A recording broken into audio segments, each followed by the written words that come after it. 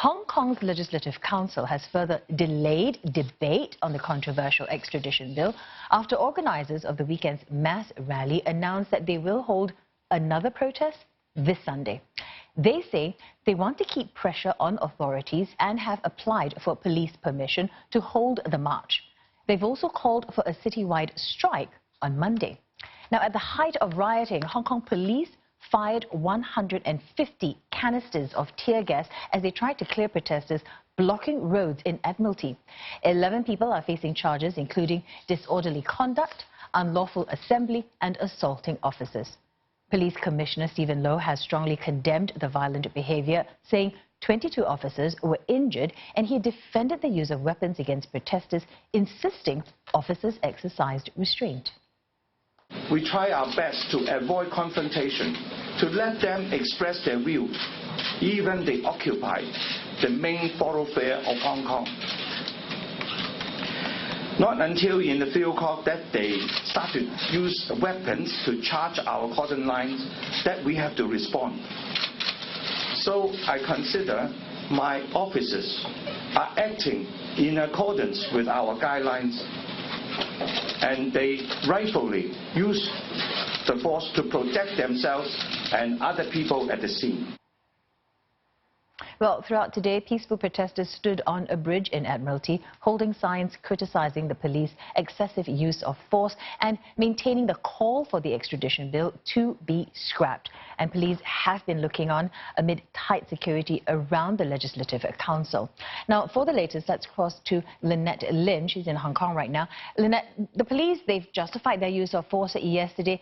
Tell us more about what the police commissioner said and what you've also observed.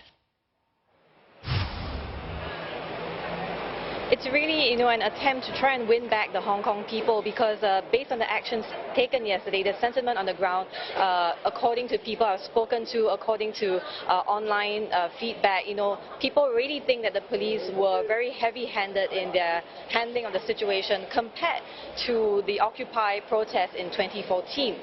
For example, at the press conference earlier, Police Chief Stephen Loh said 150 tear gas canisters were fired, and that's compared to 87 during the 2014 Occupy protest. So that's really a very significant increase, given that yesterday's protests were of a much smaller scale than what happened in 2014. He also, tried to make an emotional appeal, saying that Hong Kong police are also Hong Kongers. They all share the same vision, and they are also, wanting to ensure a safe and secure environment for all. He also did talk about the number of arrests that were made. 11 people were arrested. And these people were arrested on charges related to rioting, assault of policemen, as well as unlawful assembly. He also did say that low-impact weapons were used, and these officers were actually trained to deal with such situations. And these weapons that are being used in the protests to suppress the protests are actually, in line with what international and foreign counterparts are using. He said the low-impact weapons like rubber bullets and pepper spray were used, and that immediately prompted online memes, juxtaposing that quote of his, calling these weapons low impact, with images of protesters bleeding. So I think, not really a very successful attempt at the press conference to try and win back the public trust and respect. Well, Lynette, we understand that more protests are expected. Did the authorities say how they would likely handle the situation were it to happen again? They did allude to that somehow. So there was one question from the media talking about would the police call on assistance from the Chinese People's Liberation Army. And Police Chief Stephen Loh said that they will not do so because the Hong Kong police force is well-resourced and well-equipped enough to deal with the safety situation at home on their own. Interestingly, at the press conference, there was also an interesting sight. Hong Kong media showed up with their high visibility yellow fluorescent vests in a protest, actually, also with goggles, hard hats and masks, in protest essentially at the police treatment of the media yesterday as well, really sending a message that they were too heavy-handed, and even the media was not spared from the police actions. So we're really looking forward to how this will play out, how the police might tweak their actions for the upcoming protest, rally and demonstration that we're expecting on Sunday. Stephen Loh also finally said that after yesterday's events, they will conduct a usual review of what happened, and they will be looking into how they can improve the standard operating procedures and how they can do better. All right, Mayor, thanks for that. Lynette Lim speaking to us from Wan Chai. And we stay in Hong Kong and go to Roland Lim now for more details on the weekend's upcoming demonstrations. Roland, the Civil Human Rights Front say they are planning more demonstrations. Do you have more details?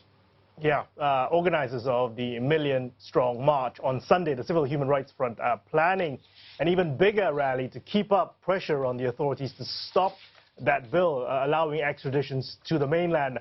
Now, this was the biggest rally the city had seen in decades. The last time there was such a show of force, it was actually in support of protesters in the Tiananmen Square incident back in 1989.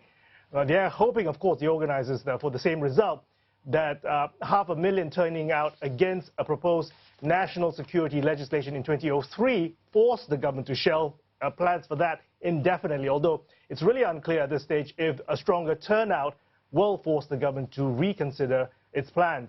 The mass rally due to start on Sunday, 2:30 p.m. Singapore-Hong Kong time. The crowds took well into 10 p.m. on Sunday night for that tail end to reach its destination, the Legislative Council building. So it could go on all night if the crowds are larger than the million strong, say organisers.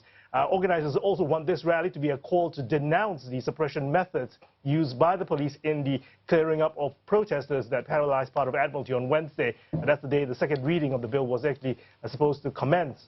The front also says that they've already submitted a request for police permission for this particular rally. The police have yet to respond. And after that, the front is also calling on a citywide strike on Monday, that's 17th of June. Now, this really echoes similar calls in the past 2 days by bus and by aviation union members, teachers, social welfare sector, as well as the Confederation of Trade Unions. Hong Kong's biggest teachers union on Wednesday called for a week-long class boycott, teachers refusing to teach their children, the students under them, but still caring for them as if it was still business as usual. A couple of thousand businesses also signed up to close shop on Wednesday in protest, but these are mostly made up of restaurants, grocery stores, bookshops, coffee shops, but still it's a rare move in a business-minded city like Hong Kong. And finally, Students' Union of Hong Kong's 7 major universities also calling for undergrads to cut classes and to participate in the protests. All right, Mayor, thanks for that. Roland Lim speaking to us from our Hong Kong studio.